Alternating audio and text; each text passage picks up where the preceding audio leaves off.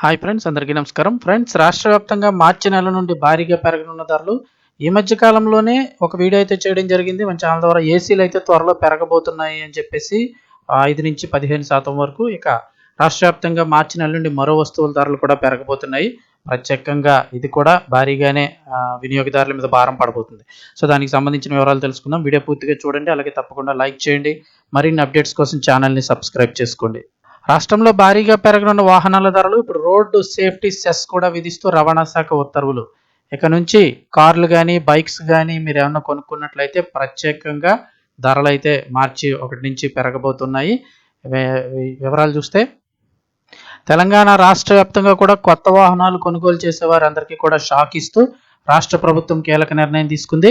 రహదారి భద్రతను మెరుగుపరిచే లక్ష్యంతో కొత్త వాహనాలపై ఇప్పుడు రహదారి భద్రతా పన్ను అంటే రోడ్డు సేఫ్టీ సెస్ విధిస్తూ రవాణా శాఖ కీలక ఉత్తర్వులు జారీ చేసింది. మరి కొత్త నిబంధన అయితే కనుక మార్చి 1, 2026 నుంచి అమల్లోకి రానుంది. మార్చి 1 నుంచి కొనుగోలు చేసే వాహనాలపై భద్రతా పన్ను వసూలు చేసే నిబంధనను తెలంగాణ ప్రభుత్వం అమలు చేయనుంది. కార్లు, ప్రయాణికులను తీసుకువెళ్లే ఆటోలు, ఇతర నాన్ ట్రాన్స్పోర్ట్ వాహనాలపై ఈ పన్ను వర్తిస్తుంది. వాహన రకాన్ని బట్టి కనీసం 2,000 నుంచి మ్యాక్సిమం 10,000 వరకు కూడా అదనంగా చెల్లించాల్సి ఉంటుంది. వాహన రిజిస్ట్రేషన్ సమయంలోని ఈ పన్నును తప్పనిసరిగా చెల్లించాల్సి ఉంటుందని రవాణా శాఖ స్పష్టం చేసింది.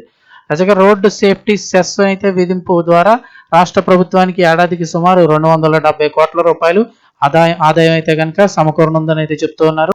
సో మరి ఏ వెహికల్కి ఎంత పన్ను వేస్తారనేది అయితే కనుక మార్చి 1 నుంచి అయితే తెలియనుంది. అంటే వెహికల్స్ బట్టి, మీరు తీసుకునే రకాన్ని బట్టి పన్ను అయితే 2,000 రూపాయల నుంచి స్టార్ట్ అయ్యి 10,000 రూపాయల వరకు కూడా వర్తిస్తూ ఉంటుంది.